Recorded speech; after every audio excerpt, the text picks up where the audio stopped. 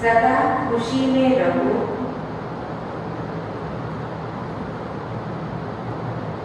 सदा खुशी में रहो कि हमें कोई देहधारी नहीं पढ़ाते। अशरीरी पाप शरीर में प्रवेश कर खास हमें पढ़ाने आए हैं। प्रश्न है, तुम बच्चों को ज्ञान का तीसरा नेत्र क्यों मिला है? तुम बच्चों को ज्ञान का तीसरा नेत्र क्यों मिला है? उत्तर है, हमें ज्ञान का तीसरा नेत्र मिला है अपने शांति धाम और सुख धाम को देखने के लिए। इन आंखों से जो पुरानी दुनिया, मित्र संबंधी आदि दिखाई देती है, उनसे बुद्धि निकाल देनी है। बाप आए हैं किचड़े से निकाल फूल अर्थात देवता बनाने। तो ऐसे बाप का फिर बिगाड़ भी रखना है। ओम शांति। शिव भगवान वाच, बच्चों प्रति शिव भगवान को सच्चा बाबा तो जरूर कहेंगे, क्योंकि रचयिता है ना। अभी तुम बच्चे ही हो जिनको भगवान पढ़ाते हैं, भगवान भगवती बनाने के लिए। यह तो हर एक अच्छी रीति जानते हैं। ऐसा कोई स्टूडेंट होता नहीं जो अपने टीचर को, पढ़ाई को और उनके रिजल्ट को न जानता हो। जिनको भगवान पढ़ाते हैं उनको कितनी खुशी होनी चाहिए। यह खुशी स्थायी क्यों नहीं रहती? तुम जानते हो हमको कोई देहधारी मनुष्य नहीं पढ़ाते। अशरीरी बाप शरीर में प्रवेश कर खास तुम बच्चों को पढ़ाने आए हैं। यह किसको भी मालूम नहीं कि भगवान आकर पढ़ाते हैं। तुम जानते हो हम भगवान के बच्चे हैं, वे हमको पढ़ाते हैं, वही ज्ञान के सागर हैं। शिव बाबा के सम्मुख तुम बैठे हो। आत्माएं और परमात्मा अभी ही कहते हैं। ये कभी भूलो मत, परंतु माया ऐसी है जो भुला देती है। नहीं तो वह नशा रहना चाहिए था। भगवान हमको पढ़ाते हैं, उनको याद करते रहना चाहिए। परंतु यहाँ ऐसे ऐसे हैं जो बिल्कुल भूल जाते हैं, कुछ भी नहीं जानते। भगवान खुद कहते हैं कि बहुत बच्चे यह भूल जाते हैं, नहीं तो वो खुशी अंदर में रहनी चाहिए। हम भगवान के बच्चे हैं ना, तो इन आंखों से ये जो पुरानी दुनिया, मित्र संबंधी आदि देखते हो, उनमें बुद्धि चली जाती है। अभी तुम बच्चों को पाप तीसरा नेत्र देते हैं। तुम शांति धाम, सुख धाम को याद करो। ये दुख धाम है, छीछी दुनिया है ना। तुम जानते हो भारत स्वर्ग था और अभी नर्क है। बाप आकर फिर फूल बनाते हैं, वहां तुमको 21 जन्मों के लिए सुख मिलता है। इसके लिए भी तो तुम पढ़ते हो ना, परंतु पूरा नहीं पढ़ते। कारण यहाँ की धन दौलत में बुद्धि लटकी हुई है, उनसे बुद्धि निकलती ही नहीं है। बाप कहते बच्चे सुख धाम, शांति धाम तरफ बुद्धि रखो, अर्थात बाप कह रहे हैं बुद्धि अपनी शांति धाम, सुख धाम में रखो और हमारी बुद्धि धन दौलत आदि में लटकी हुई है। तो बाबा कहते कि एकदम गंदी दुनिया की तरफ चटकी हुई है, निकलती ही नहीं। भर यहाँ बैठे हैं तो पुरानी दुनिया से बुद्धि जुटती नहीं है। अभी बाबा आया हुआ है बिल्कुल पवित्र बनाने के लिए। तुम मुख्य पवित्रता के लिए ही कहते हो ना, तो बाबा हमको पवित्र बनाकर पवित्र दुनिया में ले जाते हैं। तो ऐसे बाप का कितना रिगार्ड रखना चाहिए, ऐसे बाबा पर तो कुर्बान जाना चाहिए। जो परम धाम से आकर हम बच्चों को पढ़ाते हैं, बच्चों पर कितनी मेहनत करते हैं, एकदम कीचड़े से निकालते हैं। अभी तुम फूल बन रहे हो, जानते हो कल्प कल्प हम ऐसे फूल अर्थात देवता बनते हैं। मनुष्य से देवता किए गलत न लागी बात। अभी हमको बाप पढ़ा रहे हैं, हम यहाँ मनुष्य से देवता बनने आए हैं। ये अभी तुमको मालूम पड़ा है, पहले तो ये जैसे पता ही नहीं था। अभी बाप ने बताया तुम राज्य करते थे, फिर रावण ने छीन लिया। तुमने भी बहुत सुख देखे, फिर 84 जन्म में सीढ़ी उतरते उतरते नीचे आ गए। छीछी दुनिया है ना, कितने मनुष्य दुखी हैं, कितने तो भूख मरते रहते हैं। कुछ भी जैसे यहाँ सुख नहीं है, भर कितना भी धनवान है तो भी यह अल्पकाल का सुख काल विस्तार समान है। इनको कहा जाता है विषय वैतरणी नदी। स्वर्ग में तो हम बहुत सुखी होंगे, अभी तुम सांवरे से बुरे बनते हो। अभी तुम समझते हो हम ही देवता थे, फिर पुनर्जन्म लेते लेते बड़े हैं। अभी तुम फिर से शिवालय में जाते हो। शिव बाबा स्वर्ग की स्थापना कर रहे हैं, तुमको पढ़ाई पढ़ा रहे हैं, तो अच्छी रीति पढ़ना चाहिए। पढ़कर चक्र बुद्धि में रखकर दैवी को धारण करनी चाहिए। तुम बच्चे हो रूप बसंत, तो तुम्हारे मुख से सदा ज्ञान रत्न निकलने चाहिए, किचड़ा नहीं। बाबा ने कहा अपने मुख पर इतना अटेंशन हो कि हमेशा ज्ञान रत्न निकले, किचड़ा नहीं। बाबा भी कहते मैं भी हूँ बसंत, मैं परमात्मा ज्ञान का सागर हूँ। पढ़ाई सोर्स ऑफ इनकम होती है। पढ़कर जब बैरिस्टर डॉक्टर आदि बनते हैं तो लाखों कमाते हैं।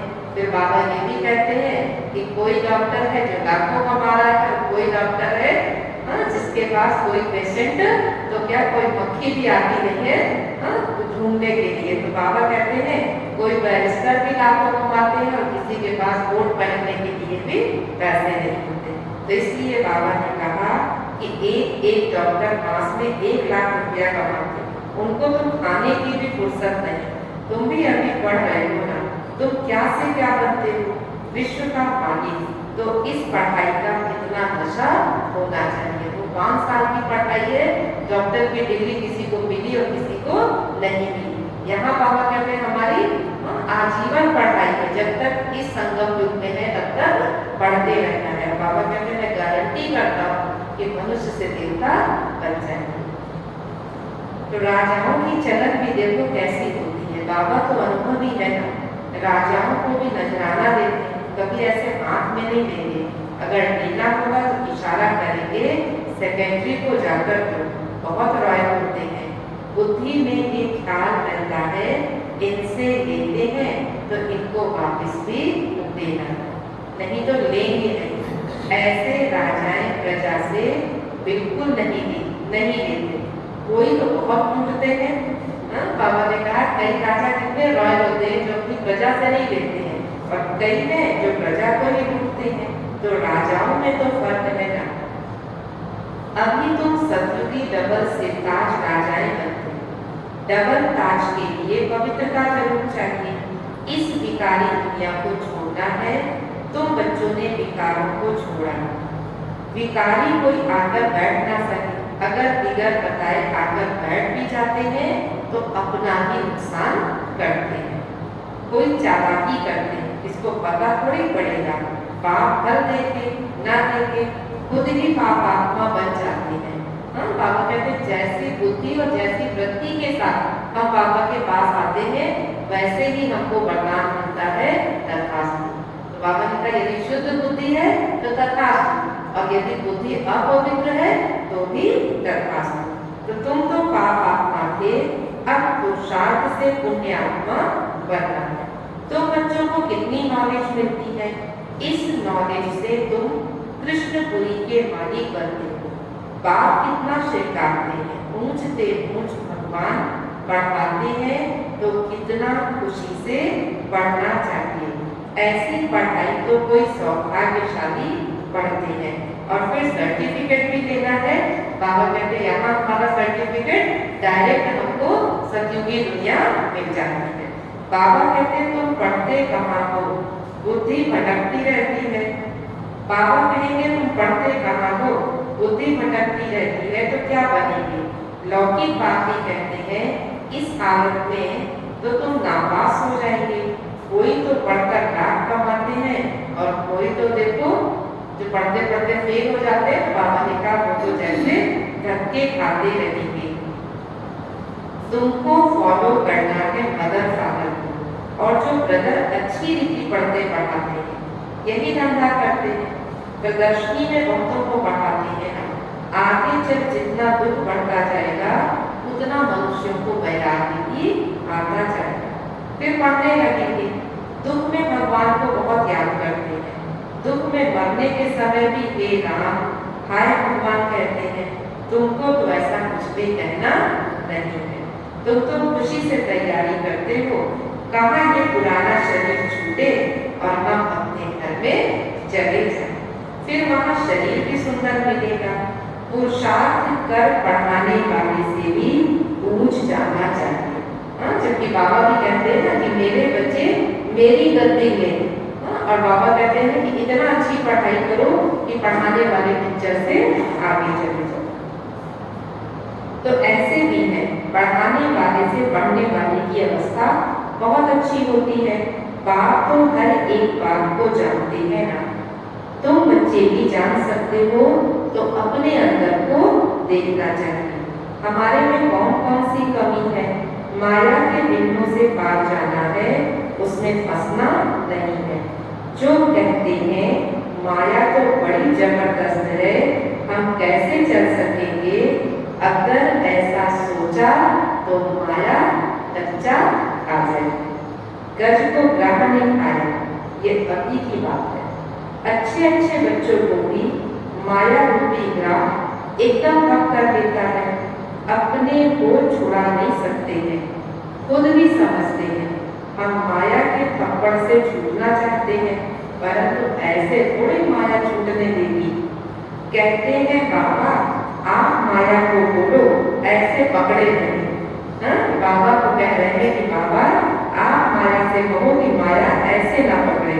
तो बाबा क्या कहेगा? बच्चे ये तो युद्ध का मैदान है, मैदान में ऐसे थोड़ी कहेंगे कि इनको कहो कि हमको गुस्सा ना लगाए। हाँ, कि एक तरफ से कोई बात ना हो और दूसरी तरफ से बार ही बार होते रहे। मैच में कहेंगे क्या कि हमको बॉल नहीं देना, छठ कह देंगे। युद्ध के मैदान में आए हो तो लड़ो, तो माया तुमको पछाड़ेगी। तुम बहुत ऊंच पद पा सकते हो। भगवान कहते हैं कम बात है क्या, अभी तुम्हारी चढ़ती कला होती है। नंबर 1 पुरुषार्थ अनुसार हर एक बच्चे को शौक रहना चाहिए, हम भविष्य जीवन हीरे जैसा बनाए, विघ्नों को मिटाते जाना है। कैसे भी करके बाप से वर्षा जरूर लेना है, नहीं तो हम कल्प कल्पांतर फेल हो जाएंगे। समझो कोई साहूकार का बच्चा है, बाप उनको पढ़ाई में अटक डालते हैं, तो कहेगा कि हम ये लाभ भी क्या करेंगे, हमको तो बेहद के बाप से विश्व की बादशाही लेनी है। ये लाख करोड़ तो सब भस्मीभूत हो जाने वाले हैं। कई ऐसे बाबा के बच्चे हैं जिनके परिवार वालों ने धन का वैभवों का लालच दिया, लेकिन उन्होंने उन सबको भी ठुकरा करके बाबा की राह में आ गए। तो बाबा कहते हैं किनकी दबी रहेगी धूल में, किनकी आग जलाए, सारी सृष्टि रूपी बंकों को आग लगनी है। ये सारी रावण की लंका है, तुम सब सिखाए हो। राम आया हुआ है, सारी धरती एक टापू है। इस समय रावण का राज्य है ना। बाप आकर रावण राज्य को खलास कराए, तुमको राम राज्य का मालिक बनाते हैं, तो अंदर में कितनी खुशी होनी चाहिए। फिर गाया हुआ है, इंद्रिय सुख पूछना है तो गोपियों से पूछो, अर्थात हमसे पूछो। तुम बच्चे प्रदर्शनी में भी अपना सुख बताते हैं। हम भारत को स्वर्ग बना रहे हैं, श्रीमत पर भारत की सेवा कर रहे हैं। जितना जितना श्रीमत पर चलेंगे उतना तुम श्रेष्ठ बनेंगे। तुमको मत देने वाले ढेर निकलेंगे, इसलिए वो भी परखना है और अपने को संभालना। हाँ, बाबा ने कहा इस समय दुनिया में क्या है कि जैसे जैसे भगवान की राह पे चलेंगे तो उस राह से दूर करने वाले हमको कई मिल जाते हैं। तो इसलिए बाबा ने कहा कि अपने को परखना भी है और संभालना भी है। कहाँ कहाँ माया की गुप्त प्रवेश हो जाती है। तुम विश्व के मालिक बनते हो, अंदर में बहुत खुशी रहनी चाहिए। तुम कहते हो बाबा हम आपसे स्वर्ग का वर्षा लेने आए हैं। सत्यनारायण की कथा सुनकर हम नर से नारायण, नारी से लक्ष्मी बनेंगे। तो तुम सब हाथ उठाते हो ना बाबा, हम आपसे तो पूरा वर्षा लेकर ही छोड़ेंगे, नहीं तो हम कर्म गवा देंगे। कोई भी विघ्न को हम उड़ा देंगे। इतनी बहादुरी चाहिए। तुमने इतनी बहादुरी की है ना, जिससे वर्षा मिलता है उनको थोड़े छोड़ा जाता है। कोई तो अच्छी रीति ठहर गए और कोई फिर आनंदी हो गए। अच्छे अच्छे को माया खा ले। अजगर ने खाकर सारा हक कर दिया। बाबा कहते हैं कि खाने की भी विधि होती ना, कि टुकड़े टुकड़े करके खाए, कि पूरा एक साथ खा ले। तो इस समय माया अजगर जो है वो सारा का सारा हक कर लेती है। अब आप कहते हैं ये आत्माएं बहुत प्यार से समझाते हैं, मैं पति दुनिया को आकर पावन दुनिया बनाता हूँ। अब पति दुनिया का मौत सामने खड़ा है। अब मैं तुमको राजाओं का राजा बनाता हूँ, पतित राजाओं का भी राजा। सिंगल ताज वाले राजा डबल ताज वाले राजाओं को माथा क्यों झुकाते हैं? आधा कल्पवास जब इन्हों की वह पवित्रता उड़ जाती है तो रावण राज्य में सब भिखारी और पूज्य हो जाते हैं। तो अब बाप बच्चों को समझाते हैं, कोई गफलत नहीं करो, भूल नहीं जाओ, अच्छी रीति पढ़ो। अच्छा रोज क्लास अटेंड नहीं कर सकते हो तो बाबा तो सब प्रबंध देते हैं ना। हाँ, देखो बाबा भी देख रहा है कि बच्चे सेंटर नहीं पहुंच पा रहे हैं, तो इसलिए यहाँ पर बाबा ऐसी सुविधा देते हैं। बाबा कहते तुम कहीं भी कोर्स लो, जो मुरली को तो सहज समझ सको ना, कहाँ भी जाओ सिर्फ 2 अक्षर याद करो, ये है मन मनाभव। अपने को आत्मा समझ बाप को याद करो।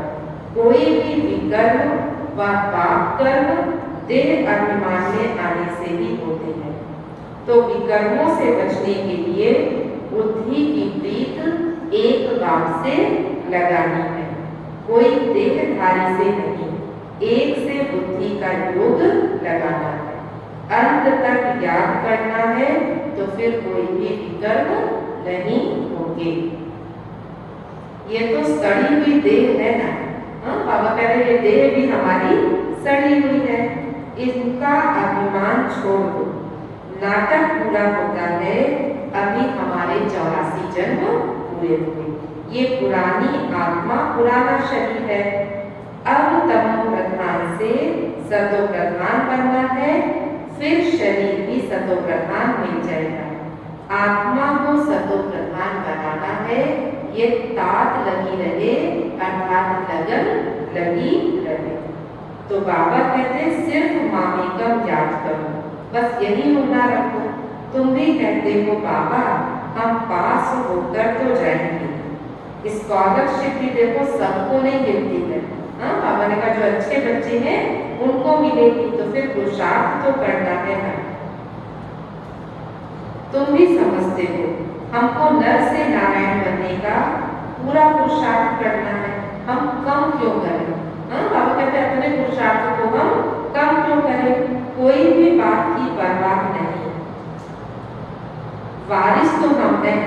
कोई कहते हैं बाबा बहुत तूफान स्वप्न आदि आते हैं, तो बाबा कहते हैं बच्चे ये सब तो होगा क्योंकि युद्ध के मैदान में हो, बाप को याद करते रहो, इन दुश्मन पर जीत तो पानी है। कोई समय ऐसे ऐसे स्वप्न आएंगे जो ना मन में होंगे ना चित्त में होंगे, तो गुटके खाते रहेंगे। ये सब माया है, हम माया को जीतते हैं। आधा कल्प के लिए दुश्मन से राज्य लेते हैं और कोई परवाह नहीं। बहादुर कभी चूक जा नहीं करते। हाँ, बाबा ने कहा युद्ध के मैदान में है, बहादुर है तो चूक जा नहीं करना है, लड़ाई में खुशी से जाते हैं। तुम तो यहाँ बड़े आराम से बैठे बैठे वर्षा पाते हो। हाँ, बाबा कहते कोई स्कूल तो लड़ाई है नहीं, यह छीछी शरीर तो छोड़ना है। अब जाते हैं स्वीट साइलेंस को। बाप कहते हैं मैं आया हूँ तुमको ले चलने, मुझे याद करो तो पावन बनेंगे। इम्प्योर आत्मा जा नहीं सकती, ये नई बातें हैं। अच्छा, फिर बाबा ने याद प्यार दिया, मीठे मीठे सीखी गए बच्चों प्रति माता पिता बाप दादा का याद प्यार और गुड मॉर्निंग। आगे रूहानी बाप की रूहानी बच्चों को नमस्ते। हम रूहानी बच्चों की रूहानी बाप दादा को नमस्ते। धारणा के लिए मुख्य सार। पहली पॉइंट है विकर्मों से बचने के लिए बुद्धि की प्रीत एक बाप से लगानी है। इस सड़ी हुई देह का अभिमान छोड़ देना है। दूसरी पॉइंट है हम वॉरियर्स हैं। इस स्मृति से माया रूपी दुश्मन पर विजय प्राप्त करनी है, उसकी परवाह नहीं करनी है।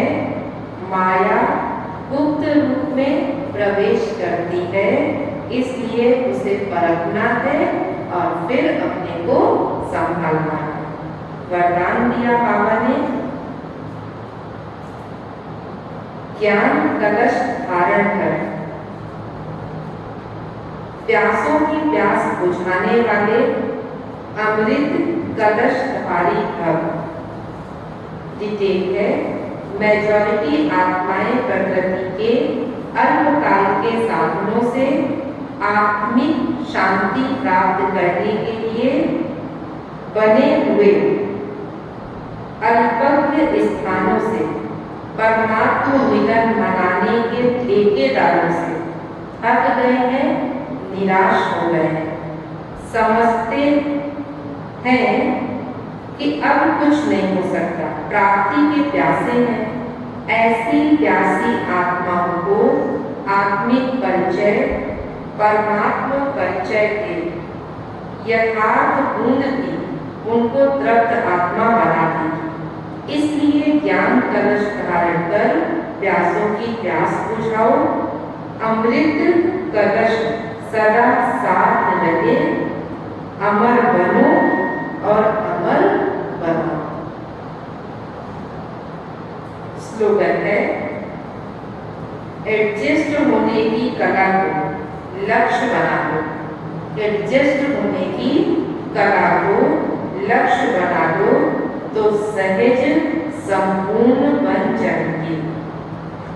अच्छा, ओम शांति। आज बाबा ने विशेष हम बच्चों को माया से बचने के लिए कहा, और बाबा ने कहा कि जब हम ज्ञान मार्ग में आते हैं तो कई आत्माएं आती हैं हमको मत देने के लिए, तो उसमें हमें सही निर्णय करना है। और बाबा ने कहा परख करके विशिष्ट बाबा ने कहा, मीठे बच्चे सदा खुशी में रहो कि हमें कोई देहधारी नहीं पढ़ाते। अशरीरी बाप शरीर में प्रवेश कर खास हमें पढ़ाने आए हैं। अच्छा, शांति 2 मिनट बाबा को याद